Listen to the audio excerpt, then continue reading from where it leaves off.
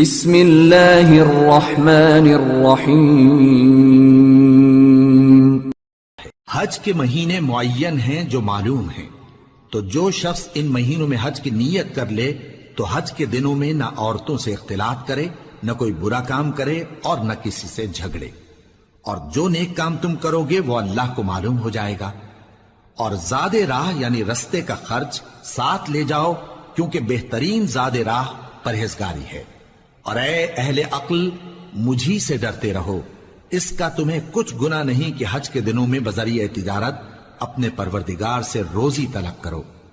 اور جب عرفات سے واپس ہونے لگو تو مشعر حرام یعنی مزدلفہ میں اللہ کا ذکر کرو، اور اس طرح ذکر کرو جس طرح اس نے تم کو سکھایا، اور اس سے پیشتر تم لوگ ان طریقوں سے محض ناواقف تھے۔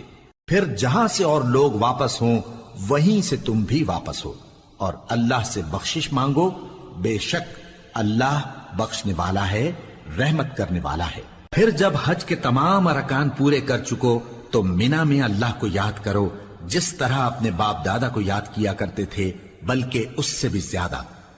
اور بعض لوگ ایسے ہیں جو اللہ سے التجا کرتے ہیں کہ اے پروردگار، ہم کو جو دینا ہے دنیا ہی میں دے دے، اور ایسے لوگوں کا آخرت میں کچھ حصہ نہیں۔ اور بعض ایسے ہیں کہ دعا کرتے ہیں کہ پروردگار ہم کو دنیا میں بھی نعمت عطا فرما اور آخرت میں بھی نعمت بخشیو اور دوزخ کے عذاب سے محفوظ رکھیو۔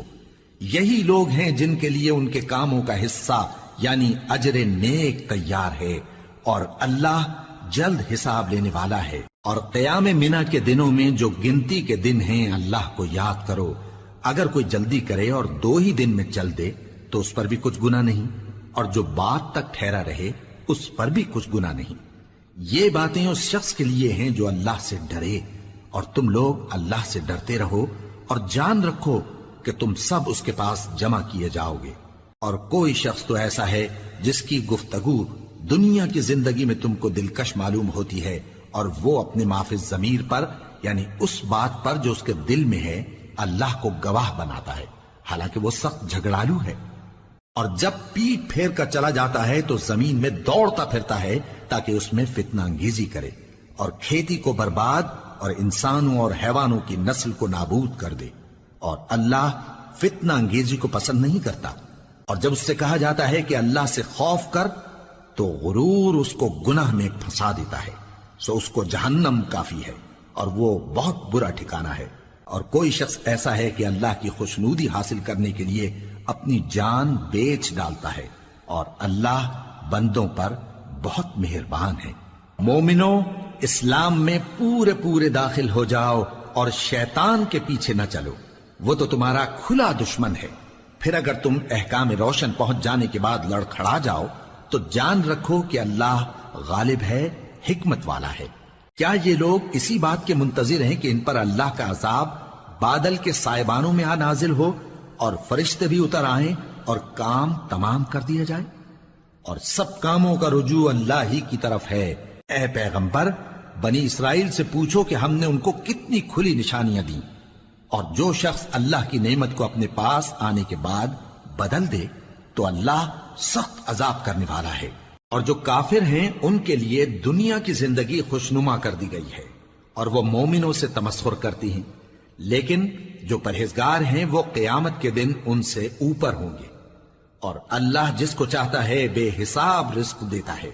پہلے تو سب لوگوں کا ایک ہی مذہب تھا، لیکن وہ آپس میں اختلاف کرنے لگے تو اللہ نے ان کی طرف بشارت دینے والے اور ڈر سنانے والے پیغمبر بھیجے، اور ان پر سچائی کے ساتھ کتابیں نازل کی تاکہ جن امور میں لوگ اختلاف کرتے تھے ان کا ان میں فیصلہ کر دے۔ اور اس میں اختلاف بھی انہی لوگوں نے کیا جن کو کتاب دی گئی تھی، باوجود کہ ان کے پاس کھلے ہوئے احکام آ چکے تھے، اور یہ اختلاف انہوں نے صرف آپس کی ضد سے کیا۔ تو جس امر حق میں وہ اختلاف کرتے تھے اللہ نے اپنی مہربانی سے مومنوں کو اس کی راہ دکھا دی، اور اللہ جس کو چاہتا ہے سیدھا رستہ دکھا دیتا ہے۔ کیا تم یہ خیال کرتے ہو کہ یوں ہی بہشت میں داخل ہو جاؤ گے، اور ابھی تم کو پہلے لوگوں کی سی مشکلیں تو پیش آئی ہی نہیں؟ ان کو بڑی بڑی سختیاں اور تکلیفیں پہنچیں، اور وہ صعوبتوں میں ہلا دیے گئے، یہاں تک کہ پیغمبر اور مومن لوگ جو ان کے ساتھ تھے سب پکار اٹھے کہ کب اللہ کی مدد آئے گی؟ دیکھو اللہ کی مدد ان قریب آیا چاہتی ہے۔ اے نبی، لوگ تم سے پوچھتے ہیں کہ اللہ کی راہ میں کس طرح کا مال خرچ کریں۔ کہہ دو کہ جو چاہو خرچ کرو، لیکن جو مال خرچ کرنا چاہو وہ درجہ بدرجہ اہل استحقاق یعنی ماں باپ کو اور قریب کے رشتہ داروں کو اور یتیموں کو اور محتاجوں کو اور مسافروں کو سب کو دو، اور جو بھلائی تم کرو گے اللہ اس کو جانتا ہے۔ مسلمانوں، تم پر اللہ کے رستے میں لڑنا فرض کر دیا گیا ہے، اور وہ تمہیں ناگوار تو ہوگا، مگر عجب نہیں کہ ایک چیز تم کو بری لگے اور وہ تمہارے حق میں بھلی ہو، اور عجب نہیں کہ ایک چیز تم کو بھلی لگے اور وہ تمہارے لیے مضر ہو، اور ان باتوں کو اللہ ہی بہتر جانتا ہے اور تم نہیں جانتے۔